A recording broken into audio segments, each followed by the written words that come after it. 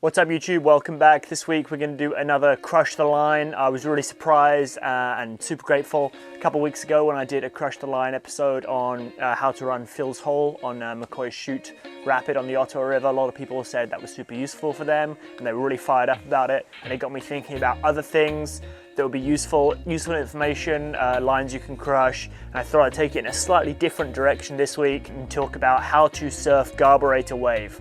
Garburator Wave is one of the best waves on the Ottawa River. It's where they had 2015 Freestyle Kayak World Championships. It's big, it's powerful, it's intimidating, it's fast, it's super fun, and it's actually one of the more challenging waves to kind of catch and be stable and surf of all the Ottawa River waves. But it's actually, once you know kind of the tricks to catching it, it's actually not too crazy to do at all, and it does start to the whole process calms down and feels a lot less crazy once you know these few tricks. So we're going to talk this week about Crush the Line, how to surf Garburator Wave. So here's what you need to know about Garburator Wave. It's a V-shaped wave with two strong reactionaries on left and right. There's a little bit more water pushing left than there is right, but it's actually not such a big deal as it is with our McCoy's Phil's Hole, episode 1. It's not as crazy as that. There's an eddy which services the wave, so you don't have to get out of your kayak, which is really useful. And there's quite often people dropping in from above and coming through the rapid. When we're going to try and surf the wave, we're generally always going to be coming out of this eddy. So for the rest of this episode, that's mainly what we're going to be talking about, is leaving that eddy to catch the wave. Now, just like all eddy service waves, essentially you're doing the same thing. You leave the eddy, face upstream, you're trying to slow yourself down, hit that wave, and then the wave's going to catch you, hopefully, and then you're going to be in a surf. But there's a few good tips here we can use to just make that whole process a little bit easier. The speed of the water leaving the eddy there is very fast. It's a very significant change of speed, and you're going to have to work really hard to slow yourself down to catch that wave, right? As soon as you leave that eddy, then you're generating downstream momentum, and you want to limit that, or if you can even be going upstream, to really guarantee that you're going to catch the wave every single time. The easiest thing to do is just to cross that eddy line, and there's two great places you can cross it, either at the very, very top or on this big bubble about halfway down that you can see indicated there.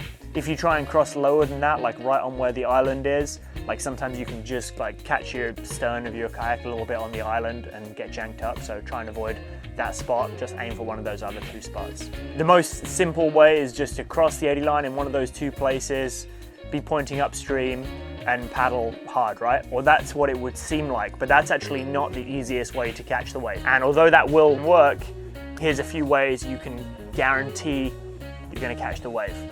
What we need to think about is slowing ourselves down and reducing that amount of downstream momentum as much as possible. The way I like to do that is to cross in that lower down spot, the more downstream crossing zone of the eddy line. As soon as I'm across into the middle of the current, I'm going to turn my boat back to surfer's right, river left, towards that central island.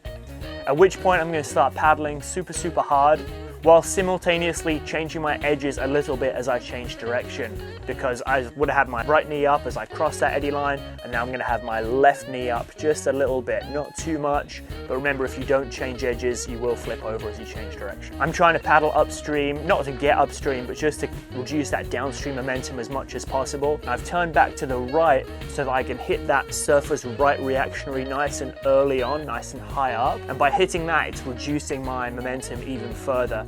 And if I can keep paddling and ride that reactionary right into the middle of the wave, it's game on. I'm in good shape to surf the wave, and I'll be approaching the main part of the wave nice and slowly, as we can see in this example here.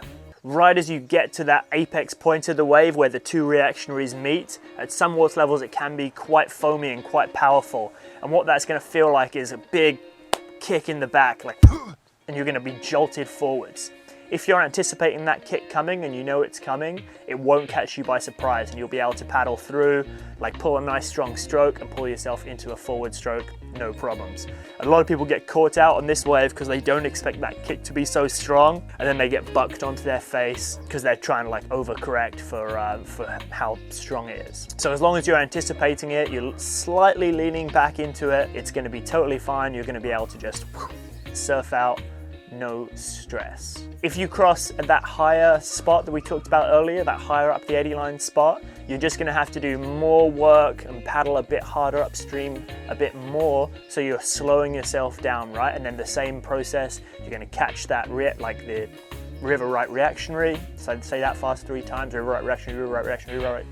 It's hard. You're gonna catch that river right the surface right reactionary and slow yourself down, nice and easy, back into the middle. Okay, so that's all I've got for this one on Crush the Line, how to surf Garburator Wave. If you're on the Ottawa River for the end of this summer, then make sure you go check it out. It's really good right now, and it's one of the funnest waves to surf, I think, and a really good experience if you haven't surfed a really fast wave like that. It's pretty friendly, although it can be a bit trashy sometimes, and definitely a fun place to go surf. So check it out. I'll see you out there. See you next week. Peace.